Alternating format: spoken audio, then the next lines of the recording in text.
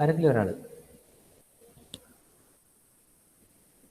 Okay, so last class we were discussing about frequency response, and in that frequency response curve, if you look at the frequency within the bandwidth, it is almost constant. Frequency is less than FL, its gain automatically reduces. So the question is, what was the reason? So what we have to do is, we have to go to the circuit and look at these capacitors. So at low frequency, it will not allow the input to pass to the base of transistor. And also there are capacitor C2 or coupling capacitor which is connected at collector terminal of transistor. So it will not allow the signal to pass from one stage to second stage. So that is the problem, or that is the main reason for this drastic reduction in gain. Okay, അത് clear അല്ലേ എല്ലാവർക്കും? അല്ലേ? അവിടെ response കുറഞ്ഞു. എന്താ ഇത്? അയ്യോ, am I audible? പിന്നെ റെസ്പോൺസ് കുറഞ്ഞു പോയേ? മനസ്സിലായില്ല, ഈ സംഭവം എന്താന്ന് മനസ്സിലായിട്ടില്ല. ഇല്ല സാർ, മനസ്സിലായില്ല. സർക്യൂട്ട് മനസ്സിലായിനാ മുമ്പിലത്തെ? ഇതെല്ലാവർക്കും മനസ്സിലായിനാ? ഗ്രാഫ് മനസ്സിലായി. നല്ലോണം റെസ്പോണ്ട് ചെയ്യും. ഇത് സർക്യൂട്ട് മനസ്സിലായിട്ടുണ്ടോ?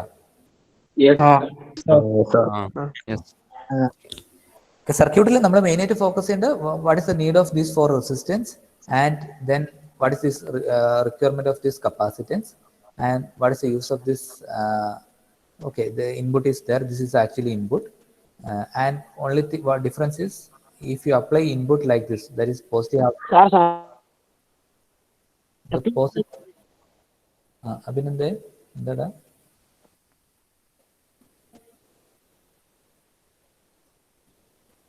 അഭിനന്ദ് എന്തോ ചോദിച്ചിരുന്നോ? ഞാൻ കേട്ടിട്ടില്ല.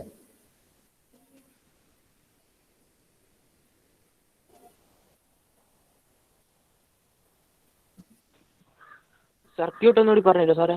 സർക്യൂട്ടാ? ഓക്കെ, നമുക്ക് സ്റ്റാർട്ട് ചെയ്യാം ആദ്യം മുതൽ. സർക്യൂട്ട് ഒന്നുകൂടി പറഞ്ഞല്ലോ സാറേ. So in last classes we were discussing about common emitter amplifier. So in the common emitter amplifier, there is common emitter amplifier.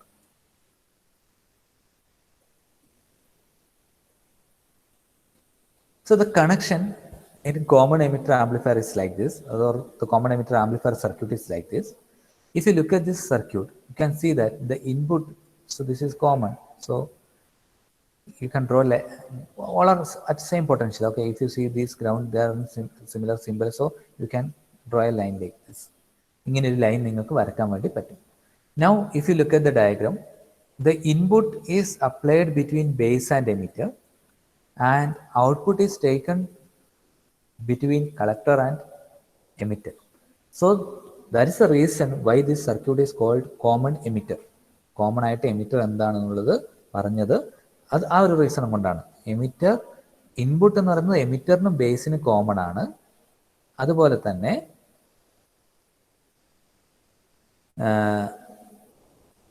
Output എന്ന് പറയുന്നത് കളക്ടറിനും എമിറ്ററിനും കോമൺ ആണ്.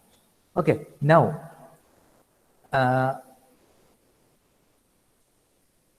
this part of the circuit, okay, I will draw this. If you look at this part of the circuit, you can see that there are 4 resistors, R1, RC, R2, RE. So first we have to learn what is the use of these resistors. Okay, so I was telling in last class, this R1 and R2 is used as voltage divider or potential divider. R1 R2 നമ്മൾ ഉപയോഗിക്കുന്നത് voltage divider ആയിട്ടോ potential divider ആയിട്ടാണ് ഉപയോഗിക്കുന്നത്. Okay, ഒന്നെങ്കിൽ voltage divider എന്ന് പറയാം, or you can call it as potential divider. So why this is important is, for this transistor to work, there should be some minimum amount of current, or it should be driven properly. ആ transistor work ചെയ്യാൻ വേണ്ടി ആ ട്രാൻസിസ്റ്ററിനെ നല്ല രീതിയിൽ work ചെയ്യിപ്പിക്കണം. അതായത് അതിന് പറയുന്ന മിനിമം ഇൻപുട്ടും അതുപോലെ തന്നെ അതിൻ്റെ റിക്വയർമെൻറ്റിനനുസരിച്ച് കറണ്ടും വോൾട്ടേജും പോകണം. ഓക്കെ, അപ്പോൾ അങ്ങനെയാണെങ്കിൽ ആ ഒരു കറണ്ടും വോൾട്ടേജും കൊടുക്കാൻ വേണ്ടിയിട്ടാണ് നമ്മൾ ഈ പൊട്ടൻഷ്യൽ ഡിവൈഡർ യൂസ് ചെയ്തത്. Okay, so V C C എന്ന് പറയുന്ന ഒരു ഡി സി വോൾട്ടേജ് നമ്മളിവിടെ കൊടുത്തിട്ടുണ്ട്. So from that V C C we are connecting one resistor R1. From that again from that R1 we have connected R2. So if you draw the diagram you can see that ഇങ്ങനെയാണ് ഉണ്ടാവുക അല്ലേ, ഇവിടെ V C C. ഇങ്ങനെയാണെങ്കിൽ R2 across ഉള്ള voltage എത്രയാണെന്ന് ആരെങ്കിലും ചോദിച്ചാൽ എത്രയാണ് നമ്മൾ പറയാം? What is voltage across R2? R2 across ഉള്ള വോൾട്ടേജ് എത്രയാ?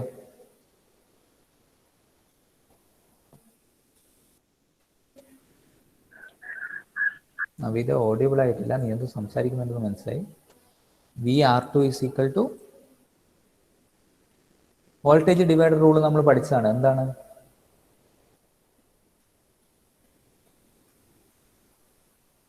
ആരും പറയുന്നില്ല. Voltage divider rule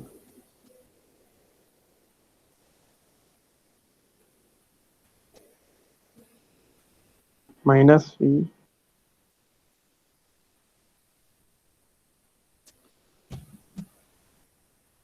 VR2 is equal to R plus R2 VCC into R2 divided by R1 plus R2. R1 plus R2. So അതാണ് പൊട്ടൻഷ്യൽ ഡിവൈഡർ കൊണ്ട് ഉദ്ദേശിക്കുന്നത്. Okay, so ഈ ഒരു voltage എപ്പോഴും ഇവിടെ ഉണ്ടാവും. ആ വോൾട്ടേജും ഇൻപുട്ട് വോൾട്ടേജും തമ്മിൽ കമ്പൈൻ ആവും, ആഡ് ചെയ്യും, സബ്സ്ട്രാക്ട് ചെയ്യും. അങ്ങനെയാണ് ആ വോൾട്ടേജ് പ്രൊഡ്യൂസ് ചെയ്യുന്നത്. സോ നമ്മൾ ബേസിക്കലി നമ്മൾ പറയുകയാണെങ്കിൽ R1 and R2 is used as potential divider circuit. It is to provide minimum required current to the base of the transistor. And then what about RE? So it is also used to increase the stability of operating condition. ട്രാൻസിസ്റ്ററിന്റെ stability കണ്ടുപിടിക്കാനാണ് അത് ഉപയോഗിക്കുന്നത്. Okay, അത് കുറച്ച് ഡീപ്പായി പോയി കഴിഞ്ഞാൽ അതെങ്ങനെയാണെന്ന് വരും. നമുക്കത്ര ഡീപ്പായിട്ട് പോകേണ്ട ആവശ്യമില്ല, നമ്മൾ ഇത്ര പഠിച്ചാൽ മതി. ഇത് യൂസ് ചെയ്യുന്നത് സ്റ്റെബിലിറ്റി ഇൻക്രീസ് ചെയ്യാൻ വേണ്ടിയിട്ടാണ്. ഓക്കെ, സോ അത്രയും മനസ്സിലായ? ഇത്ര റെസിസ്റ്റർ എന്തിനാ യൂസ് ചെയ്തതെന്ന് മനസ്സിലായ? അതിനെന്തൊക്കെ? മനസ്സിലായി. ഓക്കെ, ദെൻ ഈ ഒരു കപ്പാസിറ്ററിന്റെ ആവശ്യമാണ്. What is the use of this two capacitor C1 and C2? ഈ കപ്പാസിറ്റർ ഇവിടെ ഇല്ലെങ്കിൽ normally we know that for capacitor will allow AC and block DC. block DC. Okay, so നമ്മൾ ഈ കപ്പാസിറ്റർ ഇല്ലാതെ ഇതിങ്ങനെ കണക്ട് ചെയ്തെന്ന് വിചാരിക്കുക. So without that capacitor we have connected a voltage source or our input source to the circuit. So what will happen is there are possibility that when this voltage source is greater, current can flow like this, and it is like a node. Okay, നമ്മൾ പഠിച്ച node പോലെയാണ്. So current can flow like this. So current can also flow like this. It's like a node. So from one of the branch current is coming inside, from other 3 branches the current is going out. So it is like a branch. And if we are not using this capacitor, means of course the current will flow from VCC to input source. അല്ലെ, input സോഴ്സിന്റെ magnitude വളരെ കുറവാണെങ്കിൽ VCC-ന്ന് എന്ത് ചെയ്യും? ഈ capacitor ഇല്ലെങ്കിൽ current input സോഴ്സിലേക്ക് പോകും. VCC-ന്ന് ഡയറക്റ്റ് ഇൻപുട്ട് സോഴ്സിലേക്ക് പോകും. So we are actually losing the input signal. So അത് നമുക്ക് ബ്ലോക്ക് ചെയ്യാം. അപ്പൊ നമ്മൾ ബ്ലോക്ക് ചെയ്യണമെങ്കിൽ നമ്മൾ നോക്കുമ്പോൾ ഈ ഒരു പ്രത്യേകത എന്ന് വെച്ചാൽ നമുക്ക് എന്താ ബ്ലോക്ക് ആക്കേണ്ടത്? If you block completely, input ഈ സൈഡിൽ നിന്ന് ഇങ്ങോട്ട് പാസ് ആവില്ല. Okay, if you block completely the input will not flow to the circuit. If you are not blocking, what will happen? Current will flow from VCC to input. അപ്പോൾ നമ്മൾ നോക്കുമ്പോൾ നമ്മൾ ശ്രദ്ധിക്കേണ്ടത് ഇവിടെ DC ആണുള്ളത് ഈ സൈഡിൽ. So here we have DC, here we have AC. So we need a component which allow AC to pass and which is DC. So that is nothing but capacitor. So since capacitor is placed here, from VCC, DC current will not flow because it is blocking DC. DC ne block ചെയ്യാൻ പറ്റുന്ന ഒരു component ആണ് capacitor. But A C കറണ്ടിന് ഇതിലൂടെ flow ചെയ്യാൻ പറ്റും. അപ്പോൾ നമുക്ക് മനസ്സിലായി ഇൻപുട്ട് സർക്യൂട്ടിലേക്ക് ഫ്ലോ ചെയ്യും. So capacitor is suitable for this particular application. അത് മനസ്സിലായില്ലേ? Sir. Yes, sir. Okay. Now, what is the use of this capacitor? ഇതേ യൂസ് തന്നെയാണ്. ഇവിടെ എന്താണ് യൂസ് ചെയ്തത് അതേ യൂസ് തന്നെയാണ് ഉള്ളത്. So when you are considering an amplifier, there will be multi stages, not only a single circuit. Like ഇങ്ങനെ ഒരു സർക്യൂട്ട് മാത്രമാണെങ്കിൽ നമുക്കൊരു സോപ്പ് പെട്ടീൻ്റെ ഉള്ളിൽ ഉണ്ടാക്കാനുള്ളതേ ഉള്ളൂ ആംപ്ലിഫയർ എന്ന് പറയുന്നത്, അല്ലേ? പക്ഷെ നമ്മൾ കണ്ട ആംപ്ലിഫയർ അത്രയൊന്നുമല്ല. നമ്മളെ കണ്ട ആംപ്ലിഫയർ വളരെ വലിയ ആംപ്ലിഫയർ ആണ്, വലിയൊരു ബോക്സ് തന്നെയാണ്. So there will be multi stages. There are 2 or 3 circuits like this. So what there we are doing is the output of this amplifier will be connected to next stage. അപ്പോൾ next സ്റ്റേജിലും ഇതേപോലെ ഒരു VCCയും ട്രാൻസിസ്റ്ററും ഒക്കെ ഉണ്ടാവും. ഇവിടുത്തെ ഈ ഒരു circuit, അതായത് ഈ ഒരു portion, I can draw that portion also. So ഈ ഒരു പോർഷൻ അടുത്ത സ്റ്റേജിലും ഉണ്ടാവും, ഈ ഒരു portion. So there also we have a DC source. അവിടെ ഒരു DC source ഉണ്ട്. That should not flow to the first stage. ആ ഒരു സ്റ്റേജിൽ നിന്ന് ഒരിക്കലും, ഈ ഒരു സ്റ്റേജിൽ നിന്ന് ഒരിക്കലും എങ്ങോട്ട് ഫ്ലോ ചെയ്യാൻ പാടില്ല? ഫസ്റ്റ് ട്രാൻസിസ്റ്ററിലേക്ക് DC ഫ്ലോ ചെയ്യാൻ പാടില്ല. ബട്ട് ഇതിൻ്റെ ഔട്ട്പുട്ട് AC ആണ്. ആ AC അടുത്ത സ്റ്റേജിലേക്ക് ഫ്ലോ ചെയ്യണം. So there also we have to use a capacitor so that it will allow AC input or amplified input to flow through the second stage, but also it will block the DC from the second stage and it will not allow DC to flow to the first stage. First stage like flow ചെയ്യും. മനസ്സിലായ? രണ്ട് കപ്പാസിറ്ററിന്റെ ആവശ്യം മനസ്സിലായോ? Yes, sir. അപ്പൊ ഈ last കാണുന്നത് നമ്മൾ input. This is actually your input. ഏത് സിഗ്നലാണോ നമുക്ക് ആംപ്ലിഫൈ ചെയ്യേണ്ടത് അതാണ് ഇത്.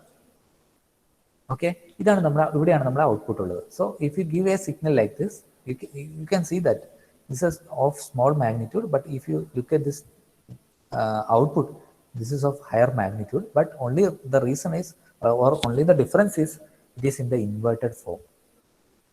അത് ഒരു സിംഗിൾ ട്രാൻസിസ്റ്ററിലൂടെ കൊടുത്തു കഴിഞ്ഞാൽ അത് ഇൻവേർട്ടഡ് ഫോമിലാണ് കിട്ടുക. But if you use 2 stage you will get the actual signal. എപ്പോഴാണ് നമ്മൾ ഈവൻ നമ്പർ ഓഫ് സ്റ്റേജസ് ഉപയോഗിക്കുന്നത്, അപ്പോൾ നമുക്ക് ആക്ച്വലി എങ്ങനെ ഉണ്ടായിരുന്നോ അതുപോലെ തന്നെ നമുക്ക് കിട്ടും. ഇത്ര അഭിനന്ദ കേക്ക് മനസ്സിലായില്ലേ? മനസ്സിലായി. അപ്പം അത് ഓരോ കോമ്പണന്റ് അന്ന് ഞാൻ റീഡ് ചെയ്തിട്ടുണ്ടായിരുന്നു. അപ്പം അത് നോട്ട് ചെയ്ത് വെച്ചിട്ടുണ്ടാവുമെന്ന് വിചാരിക്കുന്നു. ഓരോ കോമ്പണന്റിന്റെ ആവശ്യം എന്താണെന്ന് നമ്മൾ നോട്ട് ചെയ്ത് വെച്ചിട്ടുണ്ട് അല്ലേ? ഓക്കെ, തൽക്കാലം ഞാൻ ഈ വോൾട്ടേജ് ഡിവൈഡർ എന്ന് പറയുന്ന ടോപ്പിക്കിലേക്ക് പോകുന്നില്ല. അതിന് മുമ്പ് നമ്മൾ വേവ് ഫോം ഒന്നുകൂടെ ഡിസ്കസ് ചെയ്യാം. So what we are doing is actually our input is AC. That is, there is no doubt in that. Our input is AC, even though we are giving this DC only to amplify or only to support the amplification process. ഈ DC കൊടുക്കുന്നത് ട്രാൻസിസ്റ്ററിന് amplification പ്രോസസ്സിൽ support ചെയ്യാനാണ്. But actually our input is AC. So AC means there are lot of frequency variations available. It may be some 10 hertz, sometimes it will be some 200 hertz, sometimes it will be in kilohertz, sometimes in megahertz. So frequency, there is another factor when we are discussing about AC, that is frequency. So here we are analyzing, if you give different, if you give signals of different affect our circuit. പല ഫ്രീക്വൻസിയിലുള്ള signal കൊടുത്തു കഴിഞ്ഞാൽ എങ്ങനെയാണ് അത് നമ്മുടെ സർക്യൂട്ടിനെ effect ചെയ്യുക എന്നുള്ളതാണ് നമ്മൾ പഠിക്കുന്നത്. സോ ഇഫ് യു ഏതാ രാകേഷ്? വോയിസ് ബ്രേക്ക് ആവുന്നുണ്ട്. ഇപ്പോഴും ഉണ്ട്. വോയിസ് ബ്രേക്ക് ആണ്. ഇപ്പൊ കറക്റ്റ് ആയില്ലേ? ഓക്കെ. Okay.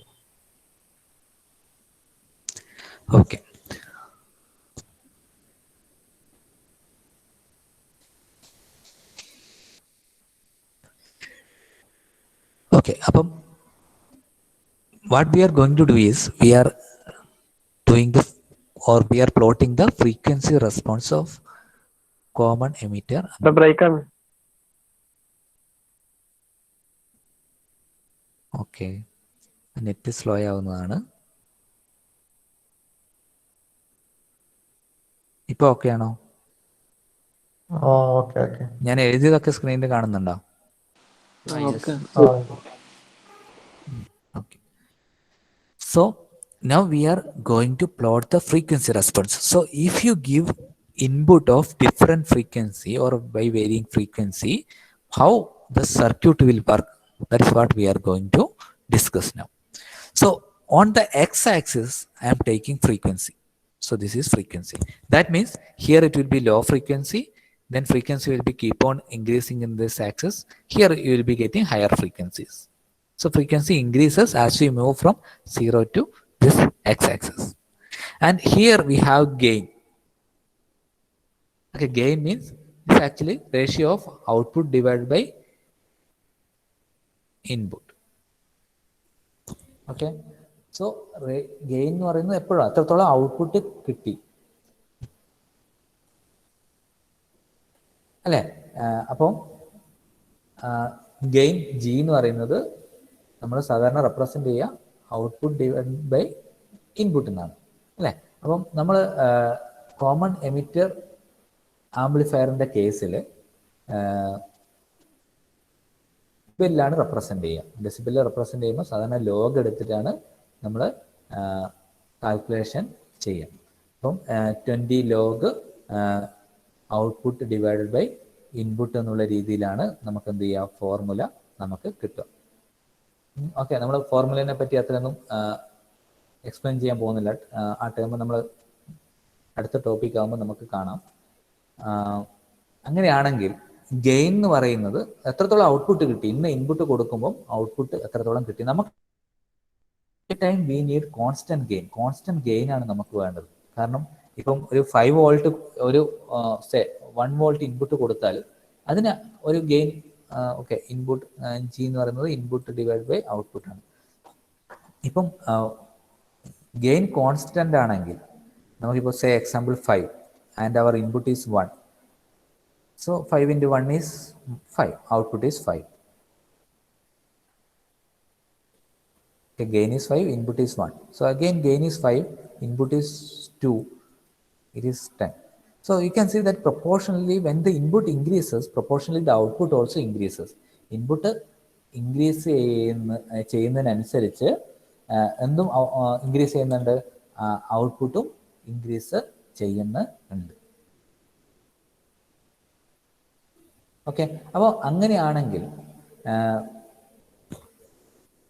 നമ്മൾ എപ്പോഴും ഗെയിൻ കോൺസ്റ്റന്റ് ആക്കി വെച്ചാൽ മാത്രമേ നമുക്ക് കറക്റ്റ് ഔട്ട്പുട്ട് നമുക്ക് കിട്ടും. കാരണം അല്ലെങ്കിൽ ഗെയിൻ മാറിക്കൊണ്ടിരുന്നാൽ ഇൻപുട്ട് മാറുന്നതിനനുസരിച്ച് ആ പ്രൊപ്പോർഷണൽ ആയിട്ട് ഔട്ട്പുട്ടിൽ വേരിയേഷൻ ഉണ്ടാവില്ല. ആ ഒരു കോൺസെപ്റ്റ് നിങ്ങൾക്ക് മനസ്സിലായ? എന്തിനാണ് ഗെയിൻ കോൺസ്റ്റന്റ് ആക്കി വെക്കുന്നത് എന്നുള്ളത് മനസ്സിലായ? ഇല്ല, ഇവിടെ പറയടോ.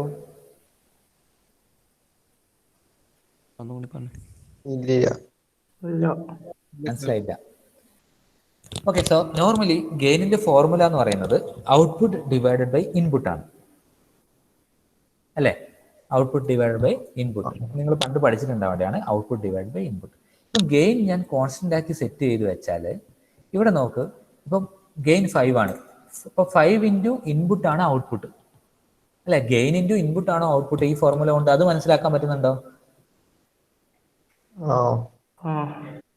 ഗെയിൻ ഇൻറ്റു ഇൻപുട്ട് ആണ് ഔട്ട്പുട്ട്. ഓക്കെ, ഗെയിൻ ഞാൻ കോൺസ്റ്റന്റ് ആക്കി വെച്ച് 5. ഇൻപുട്ട് എന്നുള്ളത് സപ്പോസ് ഇപ്പോൾ ഉള്ള വാല്യൂ, ഇൻപുട്ട് വോൾട്ടേജിന്റെ വാല്യൂ 1 ആണെന്ന് വിചാരിക്കും. സോ 5 ഇൻറ്റു 1 ഔട്ട്പുട്ട് 5 കിട്ടി.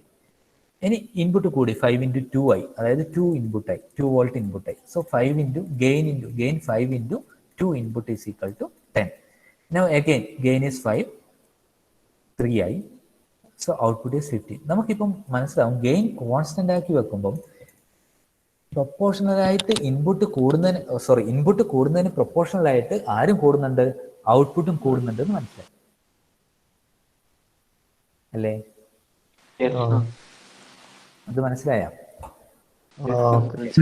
ഓക്കെ, ഇനി നമുക്ക് ഒരു എക്സാമ്പിൾ പറയാം. 5 into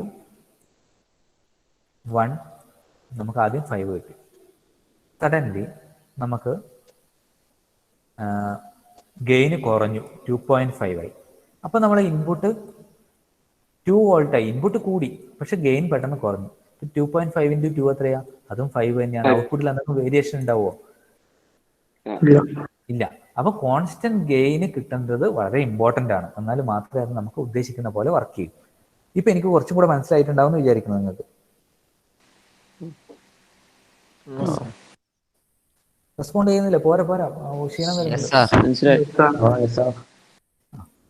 ഓക്കെ, അപ്പം ഈ ഒരു കർവ് നോക്കിക്കഴിഞ്ഞാൽ നമ്മൾ ആ സർക്യൂട്ട് ലാബിലൊക്കെ കൊണ്ടുപോയി ടെസ്റ്റ് ചെയ്ത് കഴിഞ്ഞാൽ അതിന്റെ ഫ്രീക്വൻസി ചെറിയ ഫ്രീക്വൻസിയിൽ വെച്ച് if you set the initial frequency 0 and then if you keep on increasing the frequency, then you can note down what is input, what is output. ലാബിൽ അങ്ങനെ ചെയ്യും നമ്മൾ. Okay, first we will set the input, then we will keep on varying the frequency. Every time we will measure output so that we can find out what is gain actually. Gain നമുക്ക് calculate ചെയ്യാൻ വേണ്ടി പറ്റും. So then if you plot frequency and gain, നമുക്ക് ഇങ്ങനൊരു കർവാണ് നമുക്ക് കിട്ടുക. അതായത് ലാബിൽ നിങ്ങൾ ഉണ്ടാക്കിയ CE ആംപ്ലിഫയർ നിങ്ങൾ ലാബിൽ കൊണ്ടുവന്ന് വെച്ചു. അവിടെ നിങ്ങൾ ടെസ്റ്റ് ചെയ്യാണ് കേട്ടെ. ഇൻപുട്ട് കൊടുത്തു, ഫ്രീക്വൻസി കൊടുത്തു, പിന്നെ ഫ്രീക്വൻസി വേരി ചെയ്തു. ആ സമയത്ത് ഔട്ട്പുട്ട് നോട്ട് ചെയ്തു, പിന്നീട് ഫ്രീക്വൻസി ഇൻക്രീസ് ചെയ്തു, ഔട്ട്പുട്ട് നോട്ട് ചെയ്തു, പിന്നീട് ഫ്രീക്വൻസി ഇൻക്രീസ് ചെയ്തു, ഔട്ട്പുട്ട് നോട്ട് ചെയ്തു. ഓരോ ടൈമിലും നമുക്ക് ഇൻപുട്ടും ഔട്ട്പുട്ടും നമ്മൾ നോട്ട് ചെയ്തു, ഗെയിൻ കണ്ടുപിടിച്ചു. അങ്ങനെ ഗെയിനൊക്കെ കണ്ടുപിടിച്ച് നമ്മൾ പ്ലോട്ട് ചെയ്യുമ്പോൾ ഇങ്ങനെ കിട്ടും. ആ പ്ലോട്ടിങ്ങിന്റെ പ്രത്യേകത എന്ന് വെച്ചാൽ when at lower frequency, during lower frequency the gain is very low or it is decreasing. When the frequency is higher, again gain is decreasing, but at levels medium frequency the gain is constant. Medium ഫ്രീക്വൻസിയിൽ operate ചെയ്യുന്ന സമയത്ത് gain constant ആയിട്ട് നമുക്ക് കാണുന്നുണ്ട്. So നമ്മൾ അവിടെ ആ ഒരു ഓപ്പറേറ്റിംഗ് റീജിയനിലാണ് നമ്മൾ ഓപ്പറേറ്റ് ചെയ്യേണ്ടത്. പക്ഷെ നമ്മൾ ആ ടോപ്പ് റീജിയൻ അല്ല എടുക്കുന്നത്. So we are minusing some 3 dB decibel. Gain ഡെസിബലിലാണ് ഉണ്ടാവുക. So from the total magnitude we are reducing -3 or we are subtracting 3 from that total value. So we are getting a line like this. So നമ്മൾ total ഈ peak value നിന്ന് നമുക്ക് കിട്ടിയ constant value നിന്ന് നമ്മൾ -3 ചെയ്തിട്ട് ഒരു ലൈൻ വരച്ചു. സോ അത് ഫസ്റ്റ് ടച്ച് ചെയ്യുന്ന പോയിന്റ് നിന്ന് താഴോട്ടൊരു ലൈൻ വരച്ചു, സെക്കൻഡ് ടച്ച് ചെയ്യുന്ന പോയിന്റ് നിന്ന് താഴോട്ടൊരു ലൈൻ വരച്ചു. സോ ഈ ഒരു ലോവർ ഫ്രീക്വൻസിയിലുള്ള ആ ഒരു ടേമിനെ FL എന്ന് പറയും, ലോവർ ഫ്രീക്വൻസി. ആൻഡ് ദെൻ ഈ ഹയർ ഫ്രീക്വൻസിയിലുള്ള ആ ടേമിനെ FH എന്ന് പറയും, ഹയർ ഫ്രീക്വൻസി. സോ ഈ ഒരു ഗ്യാപ്പ് നമ്മൾ ഓപ്പറേറ്റ് ചെയ്യേണ്ട ഈ ഒരു ഗ്യാപ്പ് നമുക്ക് എങ്ങനെ കാൽക്കുലേറ്റ് ചെയ്യാം? If you minus FH and FL, so you will get bandwidth.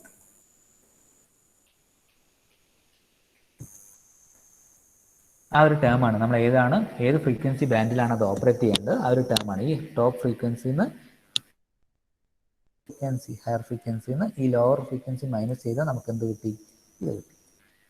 അങ്ങനെയാണ് ഈ കർവ് വരുന്നത്. ഈ കർവ് എങ്ങനെയാണ് വരുന്നതെന്ന് മനസ്സിലായില്ലേ? Yes, sir. Okay. Any, what is the reason for this reduction in frequency? Sorry, gain. Gain reduction കാരണം എന്താണ്? ഓക്കെ, അറ്റ് ലോ ഫ്രീക്വൻസി നമുക്കറിയാം ഈ ഒരു AC സിഗ്നൽ അന്ന് ഞാൻ വരച്ചിട്ടുണ്ട് ക്ലാസ്സിൽ. ഇതാണ് ഹയർ ഫ്രീക്വൻസി സിഗ്നൽ എന്ന് പറയുമ്പോൾ ഹാഫ് സൈക്കിൾസിൻ്റെ എണ്ണം കൂടുതലായിരിക്കും. Lower frequency means it is like this somewhat. So if you analyse only this portion, it is somewhat DC പോലെയാണുള്ളത്. സോ എന്ത് ചെയ്യില്ല, ഈ കപ്പാസിറ്റർ ഈ ഇൻപുട്ടിൽ നിന്ന് വരുന്ന സിഗ്നലിനെ കംപ്ലീറ്റ് ബേസിലേക്ക് ട്രാൻസ്ഫർ ചെയ്യില്ല.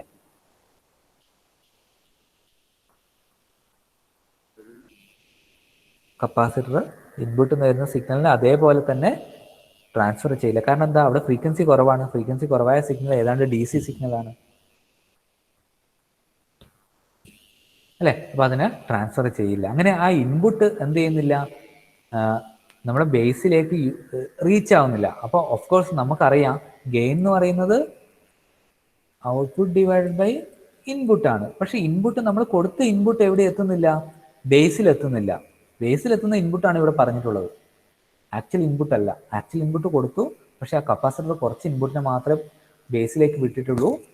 അപ്പം ബേസിൽ നമ്മൾ ഇൻപുട്ട് കുറവാണ്. അപ്പം ഓട്ടോമാറ്റിക് ഗെയിൻ ഉണ്ടെങ്കിലും ആര് കുറവാണ്, ഇൻപുട്ട് കുറവാണ്. അതുകൊണ്ട് ഓഫ് കോഴ്സ് എന്ത് കുറവായിരിക്കും, ഔട്ട്പുട്ടും കുറവായിരിക്കും. അതുകൊണ്ടാണ് എന്ത് ചെയ്യുന്നത്, ഇവിടെ ഗെയിന് കുറഞ്ഞു വന്നത്. അപ്പോൾ ഇവിടെ എന്താ സംഭവിക്കുക, ഹയർ ഫ്രീക്വൻസിയിൽ എന്താണ് സംഭവിക്കുന്നതെന്ന് ചോദിച്ചു കഴിഞ്ഞാൽ നമുക്കറിയാം ട്രാൻസിസ്റ്ററിൽ എത്ര റീജിയൻ ഉണ്ട്, 3 region. How many junctions are there? 2 junctions. So each of these capacitance act as a each of this junction act as a capacitor. ഓരോ ജംഗ്ഷനും കപ്പാസിറ്ററായിട്ട് ആക്ട് ചെയ്യും. കാരണം അറിയാം, ഒരു സൈഡിൽ മൊത്തം മെജോറിറ്റി കാരിയർ ഹോൾസ് ആണെങ്കിൽ മറ്റേ സൈഡിൽ ഇലക്ട്രോൺസ് ആണ് അല്ലേ. അപ്പോൾ അതിൻ്റെ എക്സ്പ്ലനേഷൻ അന്ന് ഞാൻ പറഞ്ഞതാണ്. അപ്പം അതുകൊണ്ട് ഈ ജംഗ്ഷൻ എന്ന് പറയുന്നത് കപ്പാസിറ്ററായിട്ട് ആക്ട് ചെയ്യും. അങ്ങനെ ഫ്രീക്വൻസി കൂടുമ്പം നേരത്തെ പറഞ്ഞ പോലെ ഇതിൻ്റെ റിയാക്റ്റൻസ് ഇത് AC-നെ കൂടുതലായിട്ട് പാസ് ചെയ്യും. അപ്പം ഇങ്ങനെ ഈ ട്രാൻസിസ്റ്റർ നല്ല രീതിയിൽ വർക്ക് ചെയ്യില്ല. അതുകൊണ്ടാണ് എന്ത് ചെയ്യുന്നത്, ഹയർ ഫ്രീക്വൻസിയിൽ ഗെയിന് കുറഞ്ഞു വരുന്നത്. മനസ്സിലായോ അത്?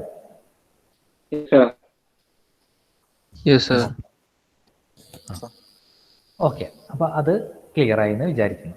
ഇനി അടുത്ത ടോപ്പിക്ക്, ഞാൻ ഈ വോൾട്ടേജ് ഡിവൈഡർ ഞാനിപ്പോൾ എക്സ്പ്ലെയിൻ ചെയ്യുന്നില്ല.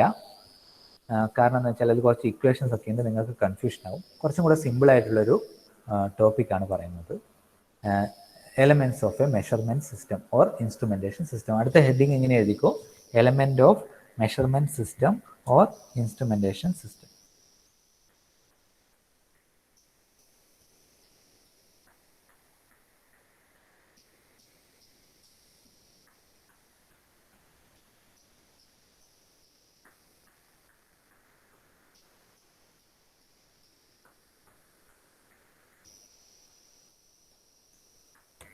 ഓക്കെ, നിങ്ങൾക്ക് have you seen weighing machine, electronic weighing machine കണ്ടിട്ടുണ്ടോ എല്ലാവരും?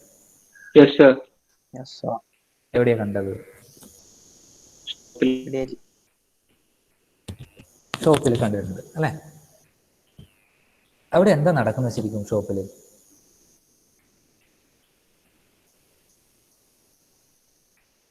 നമ്മളൊരു 1/2 കിലോ സാധനം വാങ്ങുന്നു. 1/2 കിലോ എക്സാമ്പിൾ ഒരു 1/2 കിലോ കടലയാണെന്ന് വിചാരിക്കും അല്ലേ. 1/2 കിലോ കടല വാങ്ങുകയാണെങ്കിൽ അയാൾ ആ പാക്കറ്റിൽ അത് ഫില്ല് ചെയ്യും. അയാൾക്ക് ഓൾമോസ്റ്റ് അറിയാം ഓൾമോസ്റ്റ് എത്രയായിരിക്കും, അല്ലെങ്കിൽ അയാളെ ഒരു മഗ് ഉണ്ടെങ്കിൽ അത് വെച്ചിട്ട് ഏതാണ്ട് ഒരു അതിൻ്റെ എത്രത്തോളം വരും 1/2 കിലോ എന്നുള്ളത് അയാൾക്ക് ഓൾറെഡി അറിയാം. പ്ലാസ്റ്റിക് അത് എന്താ പറയുക, ആ മഗ്ഗിലുള്ള കാര്യം അതേപോലെ പ്ലാസ്റ്റിക് കവറിലേക്ക് മാറ്റും. എന്നിട്ട് ഈ വെയിങ് മെഷീൻ്റെ മുകളിൽ നമ്മളത് പ്ലേസ് ചെയ്യും. സോ ഡിസ്പ്ലേയിൽ ഇപ്പോൾ 1/2 kg ആണെങ്കിൽ ഇറ്റ് വിൽ ബി ഷോൺ 500 അല്ലേ, അങ്ങനെയല്ലേ, അല്ലെങ്കിൽ ഡോട്ട് 500 എന്ന് വന്ന് കാണിക്കും, അതായത് 1/2 kg. അങ്ങനെയല്ലേ ഇത് വർക്ക് ചെയ്യാല്ലേ? ഓക്കെ, അങ്ങനത്തെ സിസ്റ്റത്തിനാണ് നമ്മൾ ഇൻസ്ട്രുമെന്റേഷൻ സിസ്റ്റം അല്ലെങ്കിൽ മെഷർമെന്റ് സിസ്റ്റം എന്ന് പറയാം. അപ്പോൾ ഇവിടെ എന്താണ് മെഷർ ചെയ്തത്? വെയിറ്റ് ആണ് മെഷർ ചെയ്തത് അല്ലെ. വെയിറ്റിനും മെഷർ ചെയ്തത്, അതായത് ഫിസിക്കൽ ക്വാണ്ടിറ്റീനെ മെഷർ ചെയ്യുന്ന സിസ്റ്റങ്ങളെയാണ് നമ്മൾ ഇൻസ്ട്രുമെന്റേഷൻ സിസ്റ്റം അല്ലെങ്കിൽ മെഷർമെന്റ് സിസ്റ്റം എന്ന് പറയാം. വെയിറ്റ് എന്ന് പറയുന്ന ഒരു ഫിസിക്കൽ ക്വാണ്ടിറ്റീനെ നമ്മൾ മെഷർ ചെയ്തു.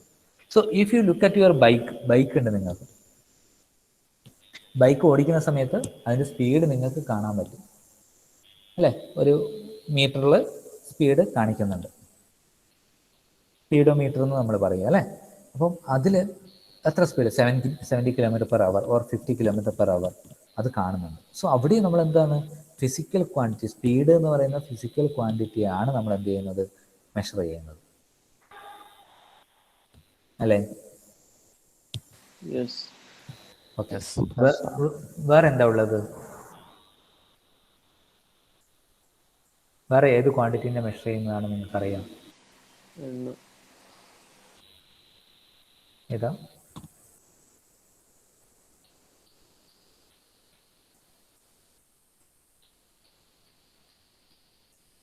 വേറെ ഏതൊക്കെ ക്വാണ്ടിറ്റീനെ മെഷർ ചെയ്തിട്ട് നിങ്ങൾ കണ്ടിട്ടുണ്ട്? പെട്രോൾ ബൈക്കിൽ. ബൈക്കിന് പെട്രോൾ അയക്കുമ്പോൾ അതിൻ്റെ എന്താ പറയുക എത്രത്തോളം എമൗണ്ട് വന്നിട്ടുണ്ട് എന്നുള്ളതുണ്ട്, അല്ലെങ്കിൽ പെട്രോൾ ടാങ്കിൽ എത്രത്തോളം പെട്രോൾ ഉണ്ട് എന്നുള്ളത് കാണിക്കുന്നുണ്ട്. ക്ലിയർ ആയില്ല.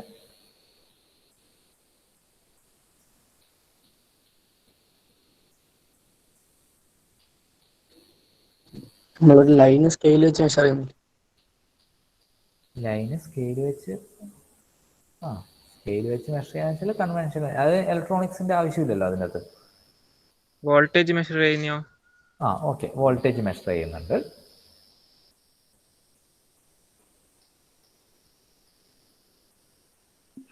വേറെ എന്താ മെഷർ ചെയ്യാൻ പറ്റുക? ഫോഴ്സ് മെഷർ ചെയ്യേണ്ട ആപ്ലിക്കേഷൻ എവിടെയെങ്കിലും നിങ്ങൾ കണ്ടിട്ടുണ്ടോ? കാറ്റ് മറ്റേ ടയറിന്റെ. ഓക്കെ, അത്രത്തോളം കാറ്റുണ്ട് എന്നുള്ളത് മെഷർ ചെയ്യുന്നുണ്ട്. ടെമ്പറേച്ചർ മെഷർ ചെയ്യുന്നത് കണ്ടിട്ടുണ്ടാവും. അതൊരു ഫിസിക്കൽ ക്വാണ്ടിറ്റിയാണ്. ടെമ്പറേച്ചർ മെഷർ ചെയ്യുന്നുണ്ട്, പ്രഷർ മെഷർ ചെയ്യുന്നുണ്ട്, അല്ലേ? അപ്പോൾ ഇങ്ങനത്തെ കുറേ മെഷർമെൻ്റ് ഒക്കെയാണ് ഇതിൽ വരുന്നത്. അത് ഫിസിക്കൽ ക്വാണ്ടിറ്റി മെഷർ ചെയ്ത് നമ്മൾ കാണും. വളരെ എളുപ്പമാണ്, അല്ലേ? നമുക്കറിയാം വെയിങ് മെഷീൻ തന്നെ പണ്ട് കാലത്ത് എങ്ങനെയാണ് യൂസ് ചെയ്തത്? എന്താ പറയുക, ഒരു ത്രാസ് എന്ന് പറയുന്ന മെക്കാനിസം ഉണ്ടാവും, അല്ലേ? ഇപ്പം അധികവും ഷോപ്പുകളിലൊന്നും അതില്ല. അപ്പോൾ എന്താ പറയുക, ഒരു സൈഡിൽ ത്രാസിൻ്റെ ഒരു സൈഡിൽ അവർ ഓബ്ജക്റ്റ് വെക്കും, മറ്റേ സൈഡിൽ കുറേ വെയിങ് ഉണ്ടാവും. 1 kg 2 kg എന്നൊക്കെ മാർക്ക് ചെയ്തു, 500 gram 250. അപ്പോൾ ഇതിങ്ങനെ അഡ്ജസ്റ്റ് ചെയ്ത് ഈ ത്രാസ് ബാലൻസ് ചെയ്യുന്നത് നോക്കിയിട്ടാണ് എന്ത് ചെയ്യുക പണ്ട് കാലങ്ങളിൽ എന്താ പറയുക മെഷർമെന്റ് ചെയ്തത്. അപ്പോൾ അത് അത്ര ആക്യുറേറ്റ് ആയിരിക്കില്ല, അല്ലേ? എത്രത്തോളം ബാലൻസ് കറക്റ്റായി വന്നു എന്നുള്ളത് അത്രത്തോളം ആക്യുറേറ്റ് ആയിരിക്കില്ല. പക്ഷേ ഈ ഇലക്ട്രോണിക്സ് മെഷർമെന്റ് ഉപയോഗിച്ച് കഴിഞ്ഞാൽ വളരെ പറ്റും, വളരെ ആക്യുറേറ്റ് ആയ റീഡിങ് നമുക്ക് എടുക്കാൻ വേണ്ടി പറ്റും.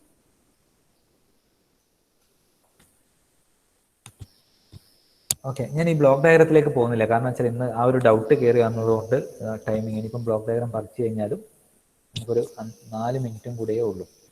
അപ്പോൾ ഒരു കാര്യം ചെയ്യാം, ഇത് വരച്ചെടുത്തോ നിങ്ങൾ.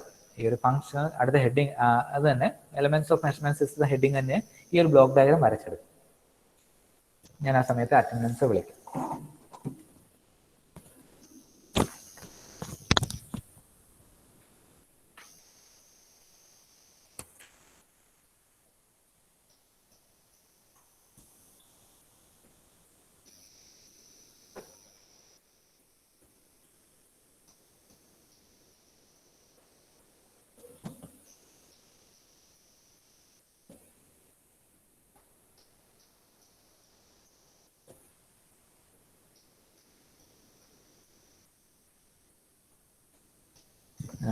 Abhinand K.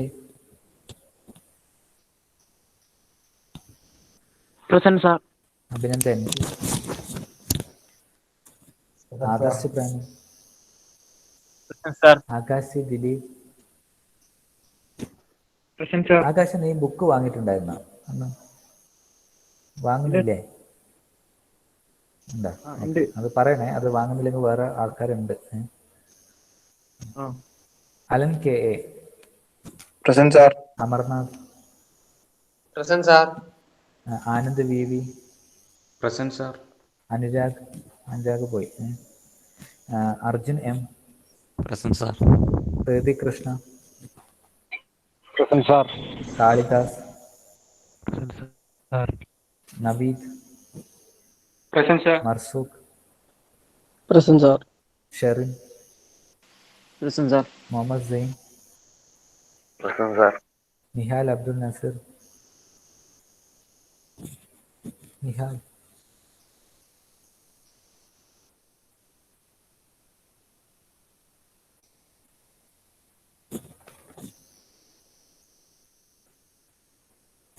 Okay, Rakesh. Present sir. Sarang. Present sir. Ayush. Present sir. Vishnu K, Present, sir. Vishnu Santhosh. Present, sir. Okay, ഇതൊന്ന് കോപ്പി ചെയ്ത് വെക്കുക. എന്നിട്ട് നമുക്ക് ഇത് അടുത്ത ക്ലാസ്സിൽ എന്താണെന്നുള്ളത് നമുക്ക് നോക്കാം.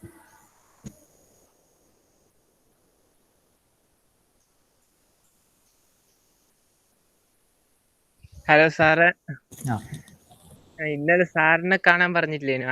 ആ ഞാൻ എന്നിട്ട് അറിയാൻ സാറ് ഏത് സാറെന്ന് അറിഞ്ഞൂടാത്തോണ്ടില്ല.